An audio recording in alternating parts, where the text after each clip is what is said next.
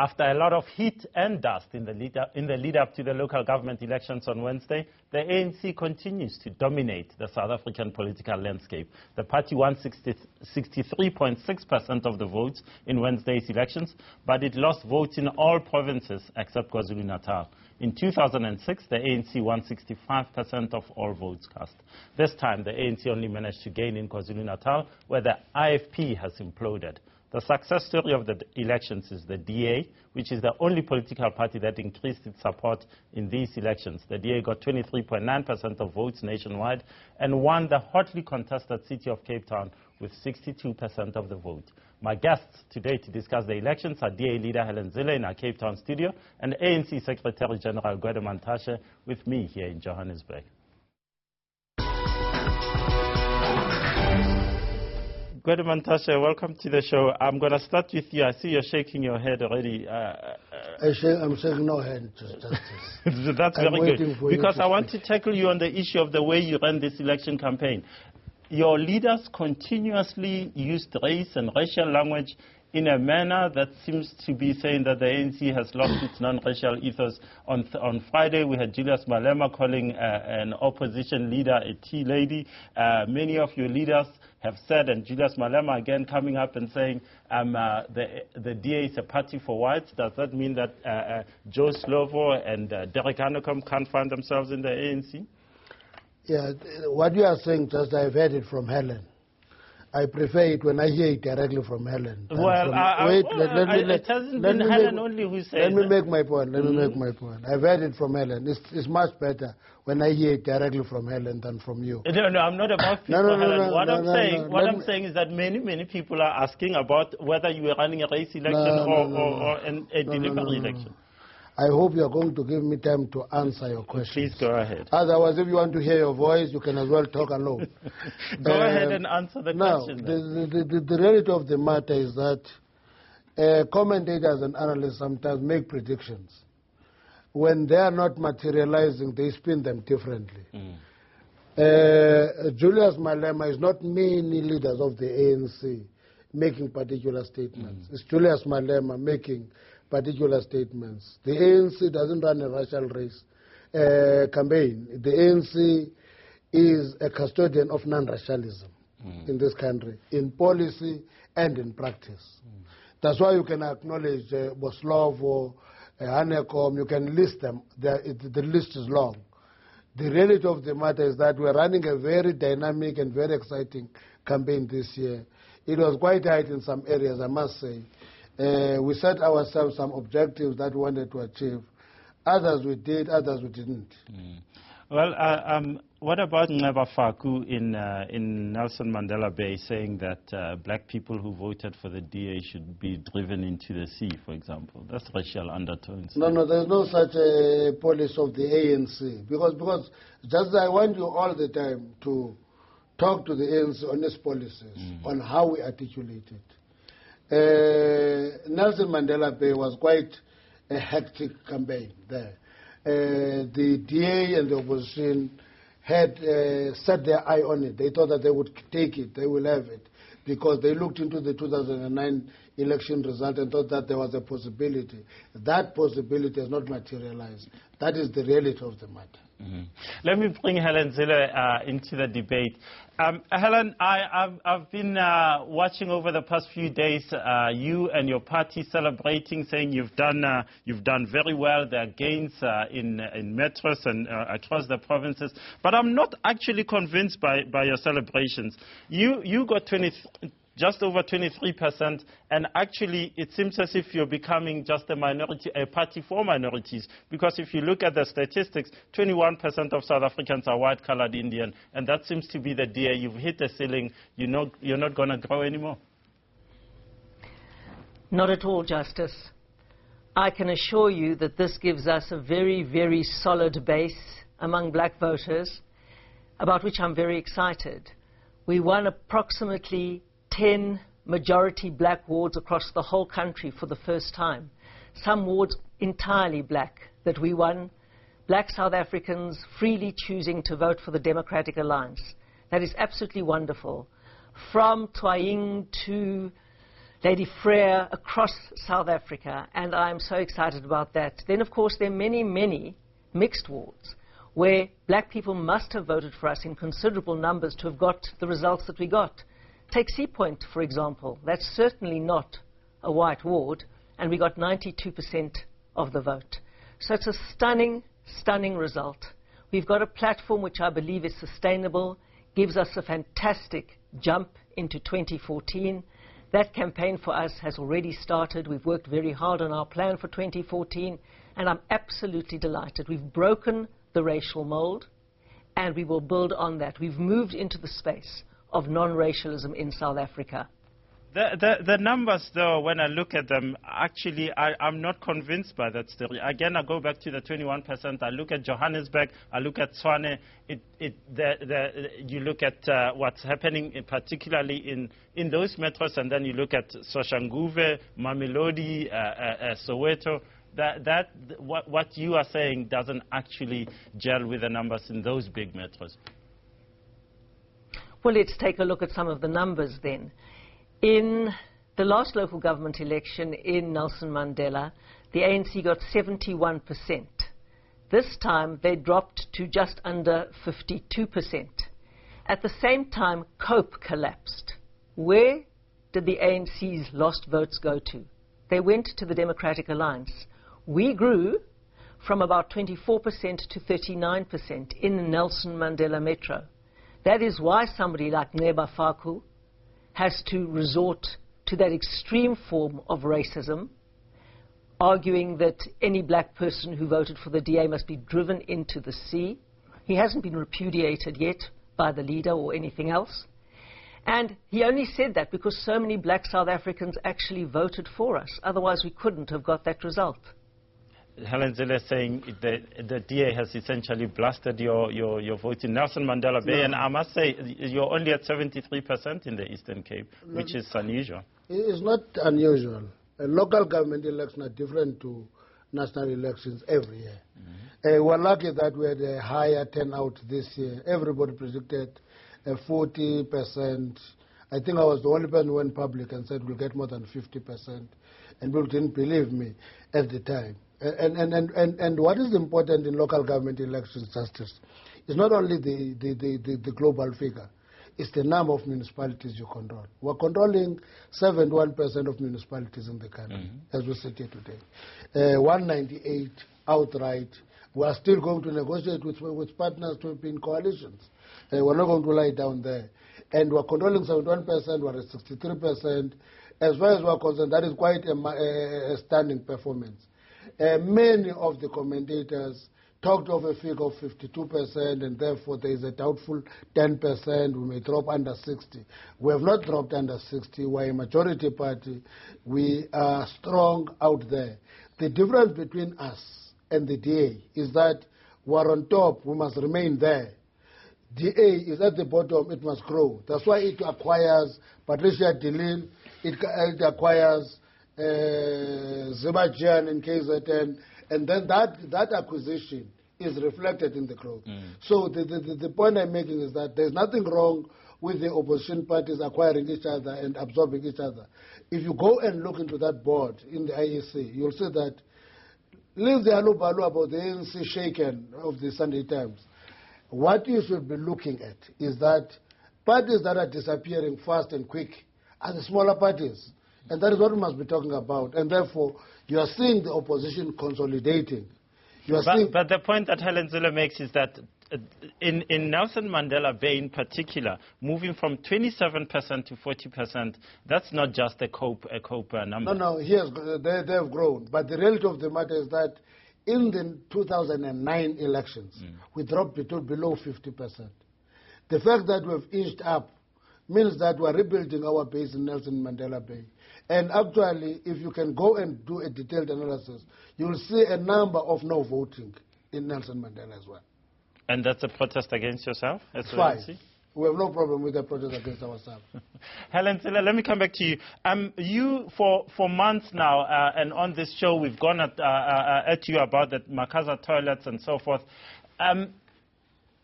Then the ANC faced a problem with their own open toilets in Mutraka. Yet the people of Vicksburg, where you had violence, Zandspruit, Mutraka itself, the ANC took it by 73%.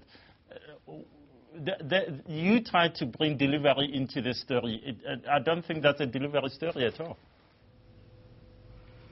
Well, the bottom line is this, that in every single independent poll, internationally, nationally, and by civil society organizations, everywhere the DA governs, we deliver services better and we deliver more free basic services to the poor.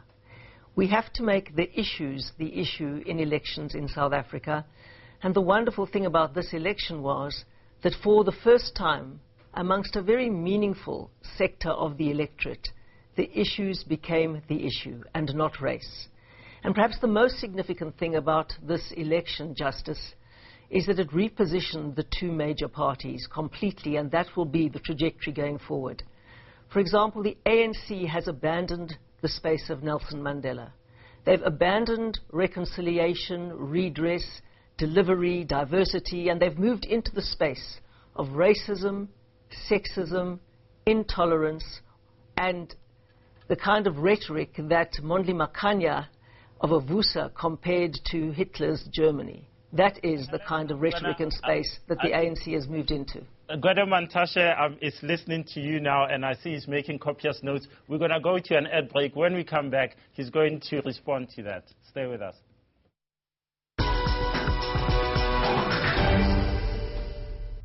In our Cape Town studio, and ANC Secretary General Gwede Mantashe with me here in Johannesburg. Gwede Mantashe, you heard that? You've lost the spirit of Nelson Mandela? The problem with Helen is that she believes in spin tottering so much that he believes the lies he repeats over time.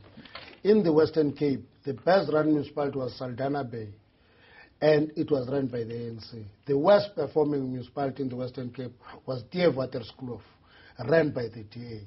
So this thing of where the DA was going, they were doing the excellent job and so forth. Actually, it's not backed by facts. It's spin doctoring. Secondly, I don't think, I've been saying this over and over, every time Helen Zille, because of the lack of history of the DA, tries to get into the clothes of the ANC and try to own icons of the ANC, Nelson Mandela, Luthuli, she even goes to the Solomon Mahlangu Square and all that. We see that as acknowledgement by the DA that we have a history, we're a 100-year-old party, and therefore this space that is left by us cannot be an issue that Helen Zille is claiming genuinely. Let me take the question of sexism. A woman who leaves the province, we have a male-only cabinet. Now, Delil was acquired from ID, is leaving. I'm sure she's going to appoint another male. And she lectures us about sexism. Helen Zille, these are very serious allegations. Yeah. Sexist, that the facts don't speak to you. But her campaign is faces of three women. It's faces of three women. Those males that are in that cabinet, we don't see them in the campaign. They disappeared. We didn't see them. Nothing. They still increase their percentages across all provinces except KwaZulu-Natal. But right. I'm going to give Helen Zille a chance to respond. We'll talk about that as well. Helen Zille, do you want to respond to that? Yes, I do. The bottom line is this. The voices of the ANC in the campaign, and the loudest voices, were Julius Malema, Jimmy Manye, and now, after the result, Nceba Faku. All three of them have made extraordinary statements that really belong to the most extreme form of racism and sexism. Julius Malema called Lindiwe Mazibuko a tea-girl. And to the municipality that is run by the ANC, that was voted the best in your province. No, it certainly was not. I mean, I think that, look, we can go into all of this now. It was on one yardstick, not on the whole municipality. But it's very strange because Saldanha Bay used to be ANC, and now overwhelmingly Saldanha Bay voted for the DA. So if it was so good under the ANC, why did all the voters, or almost all the voters, turn their back on the ANC and vote for the DA? That's a question for you, Shea. They have turned back on it. Let me correct one thing. It's again, mischief comes in here. Jimmy Manyi holds no office in the ANC. He never held office in the ANC. But he's a government spokesman. He's the spokesman of a government led by the African National Congress. No. When you want to conflate the ANC and the government. When you suspect that is happening, you all cry foul. Don't play double standards. You must be straight. Jimmy holds no office in the ANC. He never held any office. So to conflate everything that is negative and say it's ANC is a tactic. It's not truth. Now, let me come to this issue of why moving to Saldanha Bay. One thing that we have acknowledged during the elections, when the results were coming, was that we must go back to the drawing board and look into what is it that we should do to reconnect with the minority communities. We have lost support in colored communities, in Indian communities. That we can acknowledge, and that is reflected in Saldanha Bay. It is reflected in 4 towns that we ran that got clean audits for 3 or 4 years. But this must mean that Helen Zille is right talking about Malema Ngcabafaku, and even President Jacob Zuma's speech about Verwoerd and all that, which had nothing to do with this election. Let me give you Bito clean audits 3 years. Nice, we've lost them, and both of them are hung councils now. But the reality of the matter is that we ran those municipalities well doesn't reflect in the outcome of the election. That's why we must go back and say, what is it that we're doing to reconnect with the colored base and the Indian community? That we must say up front and actually be practical about it. One example would be, how do we have packages of services that talk to the needs of those communities?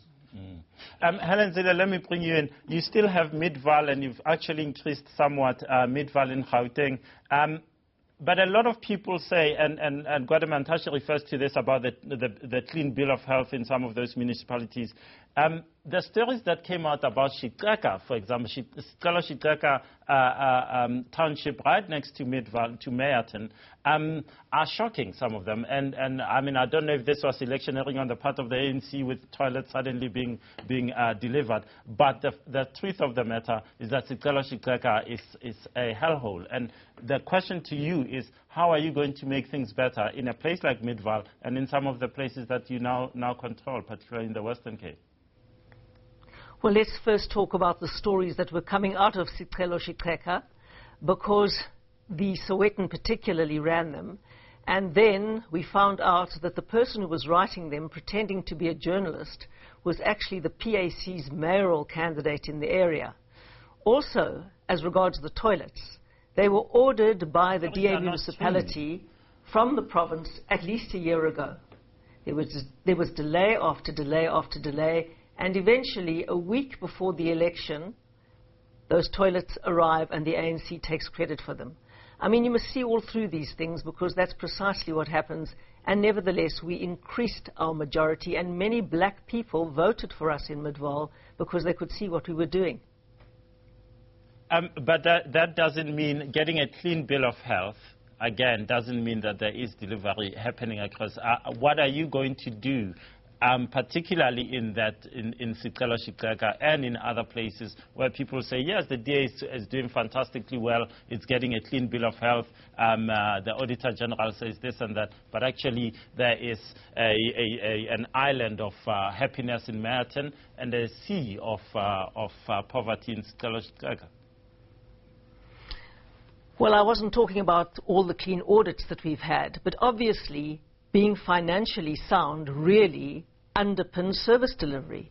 No local authority can deliver services unless they get their rates and their service charges in from those who can afford to pay, so they can deliver to everybody, but particularly the poor. So a clean bill of health is important. But I'm talking about delivery in Shitreka. They've got a state-of-the-art library and computer center put there by the DA, a fantastic new community hall and sports stadium. I went there and I visited the place. It was quite extraordinary, the delivery that's actually happened there. Helen, the electrification, the water provision, all of those issues has been quite extraordinary. And all those arrived, but the toilets didn't arrive.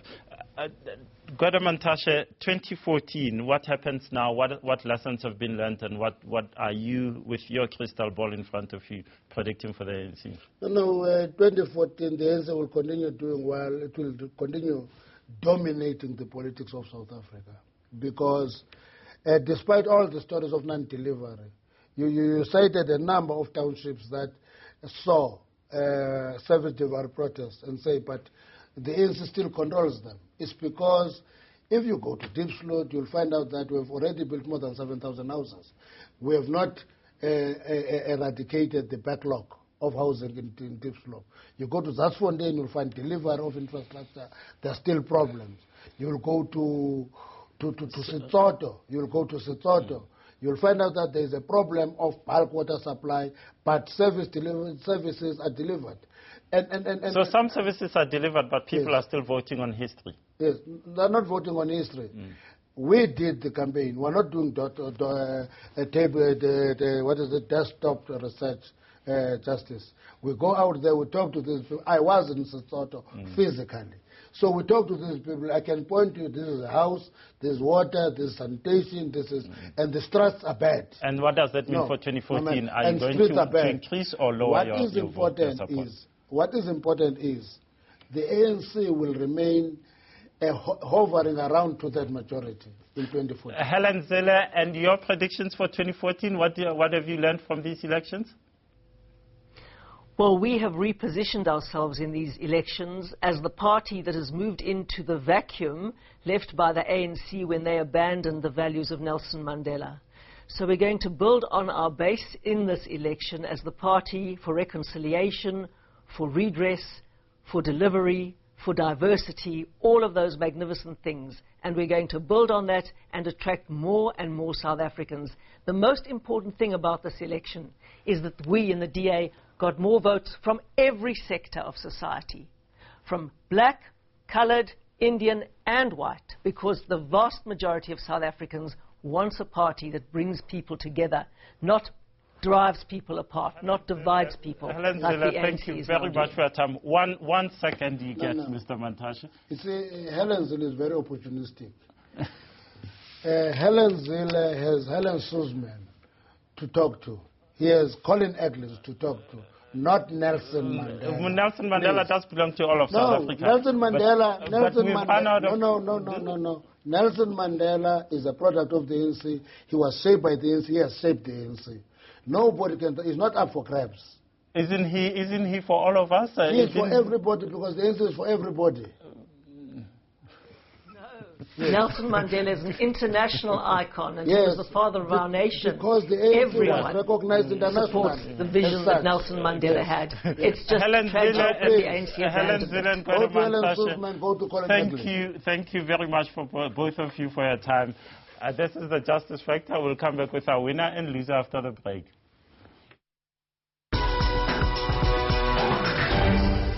Welcome back to the Justice Factor. Now to our winners and losers of the week. As usual, in this section, we aim to applaud politicians and individuals who have done well and name and shame those who continue to fail, the people who put them in power. And so first, our winner of the week. In 2008, our neighbors in Zimbabwe had an election. Opposition leaders were arrested and beaten up. The results were not released for more than a month, while the presidential elections are still under dispute. A few weeks ago, Nigeria, the powerhouse of the continent, held elections. Hundreds of people were killed in violence related to that election. In the Ivory Coast, they held an election, and Laurent Gbagbo, when he lost, refused to vacate the presidential chair.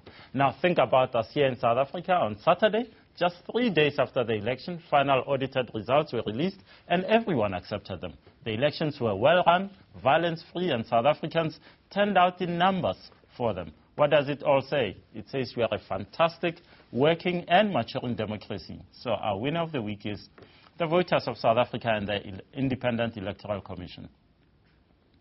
And now to our loser of the week. IFP leader Mangosuthu Buthelezi shocked and surprised us all on Tuesday, the day before the elections, when he declared that there was a plan to kill newly elected IFP councillors after the local government elections. He said, and I quote, "I'm aware of political assassinations that are being planned as we speak. They want to kill our councillors so that there will be by-elections."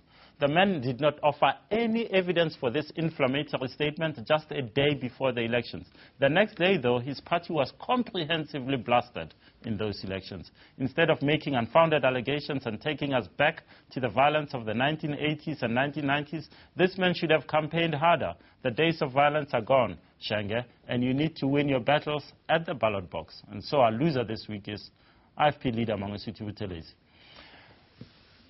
And with that, we come to the end of our show. Email us at justicefactor@enewschannel.co.za and join us next week for more news, views, and debates. Have a fantastic week.